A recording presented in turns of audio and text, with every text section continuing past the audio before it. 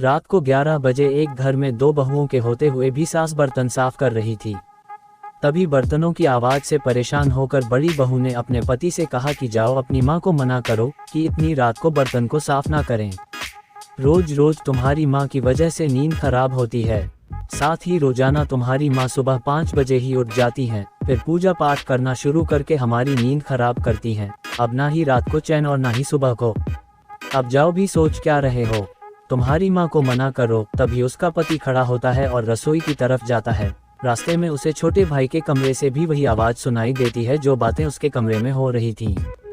तभी सब कुछ सुनकर वह छोटे भाई के कमरे का दरवाज़ा बजा देता है तो उसका छोटा भाई बाहर आता है। फिर वह दोनों भाई मिलकर अपनी माँ के पास रसोई में जाते हैं और अपनी माँ के बर्तन साफ करने में मदद करते हैं। उनकी माँ उन्हें बर्तन साफ करने से मना करती है, पर बेटे अपनी माँ से बहुत प्यार करते थे। उन्होंने कहा कि माँ आप आराम कर लीजिए, हम धो लेंगे बर्तन।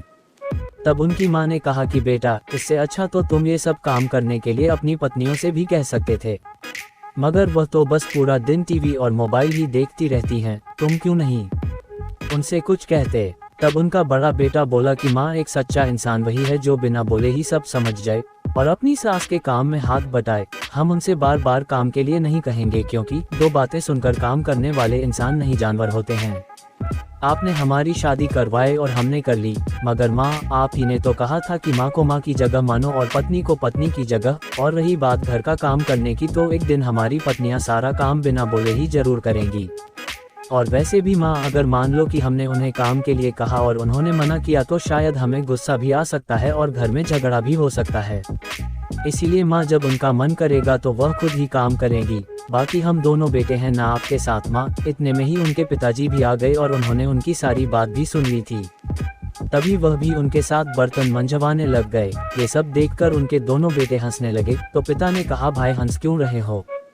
मैंने भी बचपन में बहुत बर्तन मांजे हैं, अब सारा काम हो गया था। तो दोनों बेटे अपने अपने कमरे में चले गए। तब उनकी पत्नी ने पूछा कि तुम्हें इतनी देर कैसे लगी? तो उनके पति ने कहा कि हम दोनों भाई अपनी माँ के साथ बर्तन मंजवा रहे थे और साथ में पिताजी भी आ गए थे। इस बात से उनकी पत्नियां बहुत चिढ़ गई थीं, लेकिन फिर उनको थोड़ा बुरा भी लगा कि उनके होते हुए उनके पति को घर का काम करना पड़ रहा था। फिर वह सभी सो गए। अब सुबह 6 बजे ही उनकी माँ, पिताजी और उनके दोनों बेटे उठ गए और वह सब सुबह सुबह घर में पूजा करने लगे। तभी उनकी आवाज़ सुनकर उनकी पत्नियों ने कहा कि यह बुढ़िया भी पता नहीं कब मरेगी, पता नहीं कब तक हमारा खून पीती रहेगी। तब उनकी पत्नियों ने देखा कि उनके पति तो उनके बेड पर थे ही नहीं। तो जब उन दोनों ने अंदर वाले कमरे में जाकर देखा तो उनके साथ ससुर और पति भी मिलकर पूजा कर रहे थे। ये देखकर उन दोनों बहुओं को बहुत ही ज्यादा बुरा लगा। तभी उनके पति ने उनको देख लिया और कहा कि अरे तुम जल्दी क्यों उठ गई? जाओ सो जाओ, अभी तो 7 ही बजे हैं। ये कहकर उन दोनों के पति अपनी माँ के साथ रसोई घर में चले जाते हैं और नाश्ता बनाने में अपनी माँ का हाथ बटवाते हैं। और यह सब उनकी पत्नियां छुप कर देख रही होती हैं। अब उनको मन में थोड़ा बुरा लग रहा था, लेकिन अभी भी उन दोनों बहुओं में घमंड ही भरा हुआ था। वह ये सब देखकर भी अपनी सास और पतियों की सहायता करने रसोई घर में नहीं गईं।